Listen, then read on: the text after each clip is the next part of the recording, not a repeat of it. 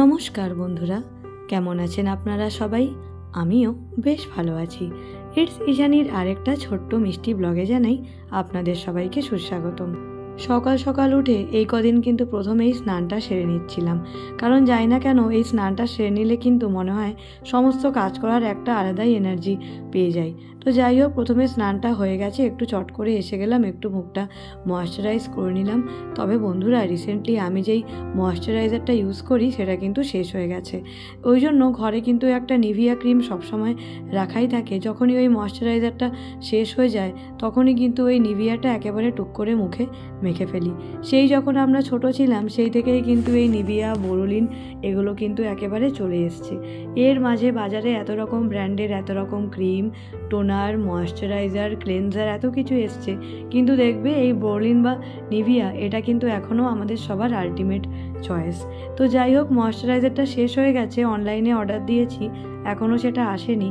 তো সেই জন্য সকালে উঠে টুক করে একটু নিভিয়াটা মেখে ফেললাম। এই নিভিয়াটা কিন্তু মুখটা অনেকক্ষণ ময়েশ্চারাইজ থাকে। এই স্নান টান সেরে নেওয়ার পরে এবার একটু ঠাকুরকে প্রণাম করে এসে গেছি এখানে চা করতে। এখানে একটু লবঙ্গ, এলাচ, একটু আদা দিয়ে দিয়েছি, সব দিয়ে বেশ সুন্দর করে একটু দুধ চা করছি। আমার জন্য না, এই দুধ চাটা করি আমার কর্তামশায়ের জন্য আর মায়ের জন্য। কারণ আমি কিন্তু সকালে উঠে খালি পেটে গরম জল খাই বা অনেক সময় নর্মাল জলও খেয়ে থাকি, আর তারপরে কিন্তু আমি একটু গ্রিন টি খাই। আসলে বন্ধুরা, এই কদিন কিন্তু সকালে স্নান করার আরেকটাও কারণ আছে। আমাদের যে বাড়ির পরিচারিকা, মানে আমাদের যিনি হাউস হেল্প, সে কিন্তু আজকাল বেশ সকাল সকাল এসে যায়। তো সেই জন্য কিন্তু সকালে উঠে এখন ঝাড়টা দিতে হয় না। অন্য সময় কি হয়, যদি ধরো ঘরটা একটু ঝাড় দেওয়ার ব্যাপার থাকে তখন কিন্তু কিছুক্ষণ পরে স্নানটা করি, কারণ স্নান করে আর তখন ঝাঁটাতে হাত দিই না। কিন্তু যাই হোক, এই কদিন সেটা না থাকায় একেবারে সকালে স্নান টান করেই কাজকর্মগুলো শুরু করছি। আর এই দেখো, এটা হচ্ছে আমাদের আজকে টিফিন। মা আজকে একটু করেছিল, এখানে একটু ঘুগনি করেছে, আর সঙ্গে ও বললো আমি কিন্তু একটু এরকমভাবে মুড়ি দিয়ে খাবো। ও আবার ঘুগনি মুড়ি খেতে ভীষণ ভালোবাসে। সকাল সকাল বলে কাঁচা পেঁয়াজ আর লঙ্কাটা নেয়নি, না তো অন্য সময় আবার নিয়ে খায়। এই খাবারটা খেতে কিন্তু সত্যিই ভালো লাগে। তবে আমার আবার সকাল সকাল মুড়ি খেতে একদম ভালো লাগে না, তাই মা আমার জন্য কিন্তু একটু রুটি করে দিয়েছিল। তো ও বললো তুমি একেবারে আমার মুড়িটা এরকম করে রেডি করেই আনো। তো যাই হোক, এই দেখে নাও, এখানে একেবারে মুড়ি রেডি, আর এখানে আমার এবারে প্লেটটা আমি রেডি করছি। এই দেখো, আগে এখানে একটু আমি ঘুগনিটা নিয়ে নিয়েছি, এবার আমি আমার জন্য দুটো রুটি নিচ্ছি। আর এই সব কিছুর সাথে শীতকালে যেই খাবারটা না হলে আমার একেবারেই চলে না, সেটা হচ্ছে এই খেজুর গুড়। এটা কিন্তু ও অনেকটা এনে একেবারে ঘরে রেখে দিয়েছে, কোন এক হাট থেকে এনেছিল। বন্ধুরা, এটা স্বাদে এত ভালো কি বলবো। তো যাই হোক, প্রথমে ভাবলাম একটু খেয়ে নিই, এরপর একেবারে কিন্তু কাজকর্ম করার এনার্জি পেয়ে যাব। তো যাই হোক, এখানে মোটামুটি একেবারে আমার ব্রেকফাস্ট করা কমপ্লিট, আর এবারে এসে গেছি। এবারে এসে সবার প্রথমে একটু বিছানাটা উঠিয়ে নিচ্ছি। দেখবে বন্ধুরা, এই সকাল সকাল কিন্তু স্নান করে নিলে ঠান্ডাটা যেন একেবারে কম লাগে। এমনি সময় যখন সকালে উঠে নিয়ে কিন্তু তখন গায়ে একেবারে সোয়েটার দিয়ে কাজকর্ম করতে থাকি। আজকে এই সকালে উঠে স্নানটা করে নেওয়ার পর দেখছি একেবারেই যেন ঠান্ডাটা লাগছে না, ভীষণ আরাম লাগছিল। আজকে আবার একটু মাথায় শ্যাম্পুটাও করেছিলাম, তো ভাবলাম আজকে চাদরটা কিন্তু একেবারে উঠিয়ে দিই। তো আজকে ভেবেছিলাম আজকে এই হলুদ রঙের চাদরটা পাতবো। দেখো, আজকে আমার নাইটিটাও হলুদ, পর্দার রঙটাও হলুদ, আমাদের দেয়ালের রঙটাও একটু মাস্টার্ড ইয়েলো টাইপের, আর এখানে দেখো চাদরটাও হলুদ, আর আমাদের বোতবাবুর গায়ে যে জ্যাকেটটা সেটাও হলুদ। মানে আমাদের আজকে রুমের মধ্যে তোমরা নিশ্চয়ই আজকে হলুদের ছড়াছড়ি দেখতে পাচ্ছ। সবচেয়ে বড় কথা, আমি যখন ব্লগটা করছিলাম সেই সময় আমি নিজেও কিন্তু এত কিছু খেয়াল করিনি। এখন যখন আমি এখানে ভয়েস দিচ্ছি, আমি কিন্তু এখন জিনিসগুলো একে একে নোটিস করছি। তোমাদের সবাইকে সবসময় যেই কথাটা বলি, আমি কিন্তু তোমাদের সবার সাথে আমার ব্লগে আমি সেটুকু সময় তুলে ধরি, মানে ওই ধরে নাও সকাল 6:30 কি 7টা কি 6টা থেকে একেবারে ওই মোটামুটি সকাল 10টা পর্যন্ত, কি অনেক সময় 10টা বাজতে 10, এর মধ্যে আমি যা যা কাজগুলো করি আমি সেগুলোই কিন্তু তুলে ধরি। কারণ এরপর আমাকে নিজেকে রেডি হতে হয়, স্কুলে যাওয়ার একটা তাড়া থাকে। তো আমি কিন্তু তোমাদের সঙ্গে আমার ব্লগে যেটুকু অংশ শেয়ার করি সেটা কিন্তু সকাল 10টার আগেরটুকু, কারণ তারপরের একটা লম্বা সময় স্কুলে থাকি। স্কুল থেকে ফিরতে ফিরতে প্রায় 4:30, অনেক সময় 4:45 বেজেই যায়। তারপর আবার এসে যেই কাজগুলো করি অনেক সময় সেগুলো তুলে ধরি, বা অনেক সময় তুলে ধরা হয় না। সেই জন্যই প্রত্যেক দিন যাওয়ার আগে একটা কি দুটো পদ আমি রান্না করে দিয়ে যাই, বাকি যেগুলো থাকে মা কিন্তু সেগুলো করে নেয়। মোটামুটি যেটুকু আমি করে গেলে মারও একটু সুবিধা হবে সেটুকু আমি করে দিয়ে যাই। আর সত্যি বলতে প্রত্যেক দিন কিন্তু ঠাকুরটা মাই দেয়, কারণ যেহেতু পুজো দিতে একটু বেশি সময়টা লেগে যায়, তো আমি যদি ঠাকুরের দিকে যাই তাহলে কিন্তু আবার বাকি কাজগুলো পেন্ডিং থেকে যায়। সেই জন্য মা বলে তুই তো এদিকটা পুরোটা করেই দিচ্ছিস, তুই যাওয়ার পর আর যেটুকু রান্না থাকবে সেই রান্নাবান্নাটুকু ঠাকুরগুলো সেগুলো আমি একেবারে সময় নিয়ে বসে দিয়ে দেব। তবে হ্যাঁ, যেই দিনগুলো ছুটি থাকে, আবার ধরে নাও রবিবার শনিবার, সেই দিনগুলো আবার কিন্তু ঠাকুরকে আমি পুজো দিই, তাই সবসময় সেগুলো কিন্তু তোমাদের সবার সাথে শেয়ার করা হয় না। আর এখানে আগে একটু ডাইনিং টেবিলটা পরিষ্কার করে নিচ্ছি, কারণ ও আবার কিন্তু একেবারে ব্রেকফাস্ট সেরে টেরে বাজারে চলে গিয়েছিল। এই দেখো ওখানে এসেও গেছে আবার বাজার থেকে। একটু মাছ আনতে বলেছিলাম, একটু মাছ নিয়ে এসছে, সঙ্গে একটু কাঁচা সবজি বাজার করে এনেছে। সত্যি বলতে এই সময় দেখবে শীতকালে বাজারে গেলে শুধু মনে হয় যে কোন সবজিটা নেব আর কোন সবজিটা নেব না। সেই জন্য ভাবছিলাম যে ও আসার আগে টেবিলটা একেবারে পরিষ্কার করে রাখি। ও সবসময় বাজার থেকে এলে আমি কিন্তু তরিতরকারিগুলো বার করে প্রথমে টেবিলে সাজিয়ে রেখে দিই, তারপর মা আবার কিন্তু সময় মতো ওগুলো ফ্রিজে অর্গানাইজ করে রেখে দেয়। আর আমার হাতে সময় থাকলে আমি নিজেই আবার ফ্রিজে অর্গানাইজ করে রেখে দিই। আর এই দেখো সবার আগেই কিন্তু আমার সবথেকে প্রিয় সবজিটা এসে গেছে। কোনটা বলো তো? পালং শাক। এই পালং শাকটা খেতে যে আমার কি ভালো লাগে কি বলবো, ভীষণ ভালোবাসি। আর তাছাড়া পালং শাকের তো অনেক পুষ্টিগুণও রয়েছে।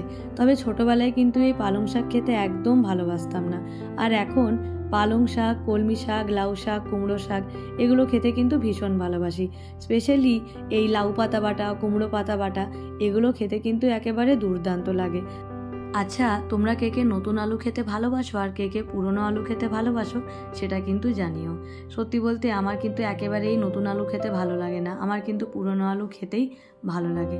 এই দেখো আজকে কিন্তু 1 পাল্লা আলু এনেছিল, মানে 5 কেজি আলু এনেছিল। এই 5 কেজি আলুটা একসঙ্গে এনে রাখলে কিন্তু পর্তাতে একটু কম পড়ে, আর আমাদের কিন্তু অনেক আলু লাগে। মোটামুটি সব তরকারিতেই আমরা আলু দিয়ে থাকি। এছাড়াও দেখো বোঝোর খাবারে আলু দেওয়া হয়, বাইরে যে 3টে আমাদের 4 পেয়ে বাচ্চা আছে তাদের খাবারে আলু দেওয়া হয়, সেই জন্য আমাদের আলুটা কিন্তু অনেকটাই লেগে যায়। আর এই দেখো এবার এখানে এসে একটু গাছপালাতে জল দিয়ে নিচ্ছি। আর এই দেখো বোঝো এখানে দাঁড়িয়ে আছে, বাইরে ওই দেখতে পাচ্ছ আরেকটা বাচ্চা রনি বসে আছে। ও, ওর মা, ওর ভাই সবাইকেই কিন্তু ডেলি আমরা দুবেলা করে খাবার খেতে দিই।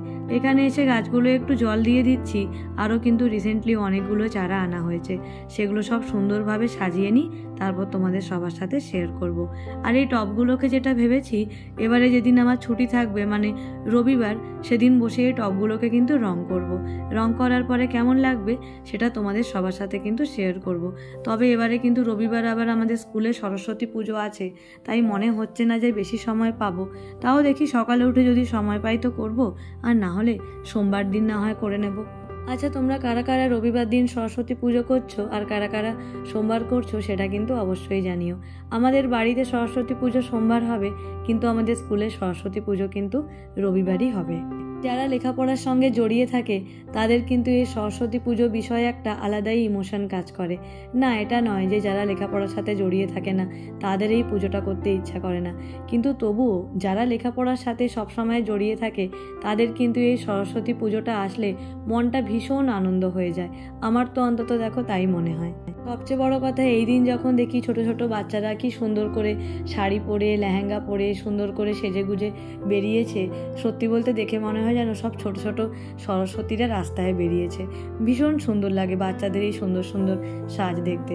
বাচ্চারা যখন সেজেগুজে স্কুলে আসে, স্কুলের সামনে দাঁড়ায়, ফটো তোলে, সত্যি বলতে ওদের কিন্তু দেখে মনে হয় যেন আমরা আমাদের ছেলেবেলাটা আবার থেকে ফিরে পেয়েছি। আর এই যে তোমরা এখানে জামা কাপড়গুলো দেখছো, আগের দিন কিন্তু মা এখানে এসে জামা কাপড়গুলো রেখে দেয়, আর আমি আমার সময় মতো এখান থেকে পাঠ করে নিই। এই রুমটায় যেহেতু আমরা কেউ খুব একটা শুই না বা আসি যাই না, তো সেই জন্য মা এখানে জামা কাপড়গুলো রেখে দেয়, আমি নিজের সময় মতো এগুলো কিন্তু পাঠ করে রেখে দিই। আর এই দেখে নাও, আজকে একটু ভেবেছিলাম টমেটো মটরশুঁটি দিয়ে আর আলু বাঁধাকপির তরকারি রান্না করব। এই দেখে নাও, নুন দিয়ে আগে বাঁধাকপিটা এখানে একটু সুন্দর করে ভাপিয়ে নিচ্ছি। আর হ্যাঁ, আমার বাঁধাকপি কাটাটা কেমন হয়েছে সেটা কিন্তু অবশ্যই জানিও। এখানে একটু আদা, কাঁচা লঙ্কা, জিরা সব দিয়ে একটা সুন্দর পেস্ট বানিয়ে নিয়েছি। প্রথমে এটাকে একটু সুন্দর করে, যতক্ষণ না তেলটা উপরে ভেসে উঠছে, প্রথমে এটাকে একটু কষিয়ে নিচ্ছি। সুন্দর করে বাঁধাকপি করতে গেলে কিন্তু সত্যি বলতে অনেকটাই সময় লাগে। আর এই দেখো এবারে আগে থেকে কেটে রাখা টমেটোগুলো এর মধ্যে এক এক করে দিয়ে ফেললাম। এরপর এই দেখো ভাপিয়ে রাখা বাঁধাকপিটা নিয়ে নিয়েছি। এবার এটাই আগে থেকে কষিয়ে রাখা মশলার মধ্যে সুন্দর করে দিয়ে নিলাম। ফুলকপি হোক বাঁধাকপি হোক, যে কোনো কপিই হোক না কেন, দেখবে যদি একটু জলটা আগে থেকে ভাপিয়ে নিয়ে ফেলে দেওয়া হয়, এতে কিন্তু পরে একেবারে গ্যাস বা অম্বল হওয়ার কোনো সম্ভাবনা থাকে না। তো যাই হোক, প্রথমে এটাকে একটু ভালো করে কষিয়ে নিচ্ছি এবং দেখবে এই বাঁধাকপিটাকে যত সুন্দর করে কষানো হবে এটা কিন্তু খেতে তত বেশি সুস্বাদু হয়। অনেককেই দেখেছি এই বাঁধাকপি রান্না করার সময় কিন্তু কপির মধ্যে এক গাদা জল দিয়ে দেয়, কিন্তু তাতে কপির যেটা অরিজিনাল টেস্ট সেটা কিন্তু একেবারে নষ্ট হয়ে যায়। আমি কিন্তু একেবারে এই ওভেনের গ্যাসটাকে সব থেকে লো ফ্লেমে দিয়ে একেবারে আস্তে আস্তে মজিয়ে এই কপিটাকে কিন্তু করতে থাকি। অনেকক্ষণ সময় লাগে, সত্যি বলতে প্রায় কিন্তু 40 মিনিট থেকে 50 মিনিট, কখনো 1 ঘন্টাও লেগে যায়। কিন্তু এর মধ্যে একদম জল দিই না, একদম আঁচটাকে কমিয়ে দিয়ে কপিটা করতে থাকি। যেরকম আজকেই এটা করতে কিন্তু 50 মিনিট থেকে 1 ঘন্টা লেগেছিল। আর এই যে কপিটা মোটামুটি অনেকটা কষানো হয়ে গেছে, এরপর এর মধ্যে কিন্তু আগে থেকে ছাড়িয়ে রাখা মটরশুঁটি আর ভেজে রাখা আলুটা এর মধ্যে দিয়ে দিলাম। এই দেখো এটা কিন্তু প্রায় হয়ে এসছে। হ্যাঁ, নামানোর আগে এটার উপরে অল্প একটু গরম মশলা গুঁড়ো ছড়িয়ে দিয়ে এটাকে কিন্তু একেবারে ঢেকে রেখে নামিয়ে দিতে হবে। তো যাই হোক, এত অবধি ছিল আমার স্কুলে যাওয়ার আগের কাজ। এবার এই স্কুল থেকে এসে গেছি, এখন কিন্তু প্রায় বাজে বিকেল 4:45। এখন কিন্তু এবারে একটু প্রথমে গ্রিন টিটা খেয়ে নেব। এই দেখে নাও, এখানে দুটো আমি টোস্টি নিয়ে নিয়েছি। গ্রিন টিটা খাওয়ার পরে আজকে যেটা ভেবেই গেছিলাম স্কুলে যাওয়ার আগে যেই কাজটা করব, সেটা হচ্ছে আমাদের এই টিভি ক্যাবিনেটের ওপরে তোমরা যেই কাঁচের তাকগুলো দেখছো, এখানে কিন্তু অনেক শোপিস রাখা থাকে, খুব সুন্দর সুন্দর শোপিস। কোনোটা হয়তো দার্জিলিং থেকে আনা, কোনোটা হয়তো সিকিম থেকে আনা, মানে যখন যেখানে ঘুরতে গেছি সেখান থেকে নিয়ে এসেছি। আসলে কি বলতো, এই টিভি ক্যাবিনেটটা সবসময় পরিষ্কার করা হলেও টিভি ক্যাবিনেটের ওপরে যে ধরো তাকগুলো থাকে, সেগুলো থেকে সবসময় কিন্তু এই শোপিসগুলো নামিয়ে নিয়ে পরিষ্কার করা সম্ভব হয় না, কারণ এগুলোতে কিন্তু অনেকটা সময় লাগে। ওই সকালে তাড়াহুড়ো ব্যস্ততার মধ্যে এইসব কাজ হয় না। এসব কাজ কিন্তু হাতে একটু সময় নিয়ে করতে হয়। আবার এমন অনেক শোপিস থাকে যেগুলো কিন্তু এমনিতে পরিষ্কার হয় না, সেগুলোকে একটু শ্যাম্পু করে, সেগুলোকে একটু শ্যাম্পুর জলে বেশ কিছুক্ষণ ভালো করে একটু ডুবিয়ে রাখতে হয়, তারপর সেগুলোকে টুথব্রাশ দিয়ে ভালো করে পরিষ্কার করতে হয়, মানে অনেক রকম ব্যাপার আছে। তো যাই হোক, প্রথমেই দেখে নাও শোপিসগুলো এক এক করে নামিয়ে নিচ্ছি, এক এক করে পরিষ্কার করে নিচ্ছি। আর হ্যাঁ, আমাদের এখানে খড়গপুর থেকেও কিন্তু কিছু শোপিস কেনা, আর কিছু শোপিস কিন্তু আমাদের গিফটেও পাওয়া আছে। তবে সত্যি বলতে কি বলতো বন্ধুরা, এই শোপিস অনেক থাকে, কিন্তু সেগুলোর মধ্যে থেকে এবারে কোনগুলো ধরো সাজিয়ে রাখবো, সেগুলো নিয়ে সেরকম করে সাজিয়ে রেখেছি। এবারে ইচ্ছা আছে হলরুমে খুব সুন্দর কিছু একটা বানাবো। এক একটা দোকানে যাই, এত সুন্দর সুন্দর এক একটা শোপিস চোখে পড়ে, কিন্তু সেগুলোকে কি বলতো, মানে ওই একটা থাকে একখানাই শোপিস রাখার মতো, এত সুন্দর। তো ভেবেছি ওরকম একটা তাক বানিয়ে শোপিস নিয়ে আসবো। এই দেখো, এবারে যে তোমরা শোপিসটা দেখছো, এটা কিন্তু আমি সিকিম থেকে এনেছিলাম। কি সুন্দর না বলোটা দেখতে, আমার কিন্তু এটা দেখে ভীষণ পছন্দ হয়েছিল। সিকিমে যখন আমরা বেড়াতে গিয়েছিলাম, সেই সময় কিন্তু এটা আমি সিকিম থেকে নিয়ে এসেছি। আমার আবার এই শোপিস কিনতে ভীষণ ভালো লাগে। শোপিস কিনতে, সুন্দর জায়গায় এগুলোকে সাজিয়ে রাখতে, এগুলো কিন্তু দেখতে খুব ভালো লাগে, কিন্তু এগুলো মেনটেন করতে কিন্তু প্রচুর সময় লাগে। শুধু যে শোপিস আমি এনেছি তা কিন্তু না। এই দেখে নাও, তোমাদেরকে এবার যেটা আমি দেখাচ্ছি টুইন টাওয়ার্স, এটা কিন্তু ও একবার যখন মালয়েশিয়া ঘুরতে গিয়েছিল তখন কিন্তু সেখান থেকে এই টুইন টাওয়ার্সটা নিয়ে এসেছিল। কি সুন্দর না বলো দেখতে। এই দেখছো তাকটার অবস্থা, মানে যেখানে যেখানে শোপিসগুলো রাখা থাকে সেই জায়গাগুলোয় কিছু হয়নি। আর দেখো বাকিগুলো কিরকম একটা চৌকো করে, জায়গাটা পরিষ্কার, বাকিটা নোংরা, এই অবস্থা হয়ে থাকে তাকগুলোর। তো তোমরা বুঝতেই পারছো যে কেন এগুলোকে কিছুদিন পর পরিষ্কার করা খুব দরকার। আমি কিন্তু প্রত্যেক রোববার একবার করে এগুলোকে পরিষ্কার করি। অনেক সময় এটাও হয় যে রবিবারটা সময় পাই না, ওই জন্য আজকে দেখলাম যে স্কুল থেকে এসে যখন টাইম আছে আজকেই এটা করে ফেলি। স্কুলে যাওয়ার আগেই কিন্তু আজকে আমি ভেবেই গিয়েছিলাম যে আজকে যাই করি না করি, স্কুল থেকে গিয়ে কিন্তু আজকে এই টিভি ক্যাবিনেটের এই তাকগুলো নিশ্চয়ই পরিষ্কার করব। আর ওই যে তোমরা পিছনে আমার এই টিচার্সদের মোমেন্টোটা দেখছো, এটাও কিন্তু আমাদেরকে 5 সেপ্টেম্বর দেওয়া হয়েছিল। এই দেখো কি সুন্দর লাগছে। এই যে তোমরা সামনে হলুদ রঙের যে শোপিসটা দেখছো, আর সেটার পাশে ওই যে তোমরা টুপি পরো এই কিউট মতন শোপিসটা দেখছো, এই দুটোই কিন্তু আমাদের সিকিম থেকে আনা। এই দেখো গণেশ ঠাকুরকে আমরা প্রত্যেক বছর কিন্তু রাখি পরাই। এই তোমরা নিশ্চয়ই এটা দেখে বুঝতেই পারছো যে এখানে গণেশ ঠাকুরের গায়ে দেখছো রাখি পরানো আছে। বোন আর আমি কিন্তু ছোটবেলা থেকেই গণেশ ঠাকুরকে রাখি পরিয়ে এসেছি। আর তোমরা পিছনে যে সুন্দর কৃষ্ণ ঠাকুরের মূর্তিটা দেখতে পাচ্ছ, এটা কিন্তু অষ্টধাতু দিয়ে তৈরি। ওকে ওর অফিস থেকে কিন্তু একবার এটা দেওয়া হয়েছিল, তবে থেকে কিন্তু আমি এটাকে খুব সুন্দর করে যত্ন করে রেখেছি, কারণ এরকম অষ্টধাতুর মূর্তি কিন্তু সচরাচর খুব একটা দেখা যায় না। আমরা যখনই গোপালকে পুজো করি এগুলোকেও কিন্তু পুজো করে নিই। দেখো তো এবারে তাকগুলো দেখতে কেমন লাগছে, আমাকে নিশ্চয়ই জানিও যে আমার এই তাক সাজানোটা তোমাদের সবার কেমন লাগলো। ব্লগটা কিন্তু একেবারে শেষের দিকে এসে গেছে, এরপর কিন্তু থাকছে তোমাদের সবার থেকে বিদায় নেবার পালা। আর এই দেখো ও একটু পরে যেই অফিস থেকে এসেছে, মা কিন্তু ওকে আজকে বিকালের টিফিন হিসাবে একেবারে এই লুচি, আলু বাঁধাকপির তরকারি, ওদিকে ঘুগনি, গুড় সব দিয়েছে। তাহলে আশা করি তোমাদের সবার আমার এই আজকের ব্লগটা ভালো লাগলো। ভালো থেকো, সুস্থ থেকো, দেখতে থেকো ইটস ঈশানী। টাটা।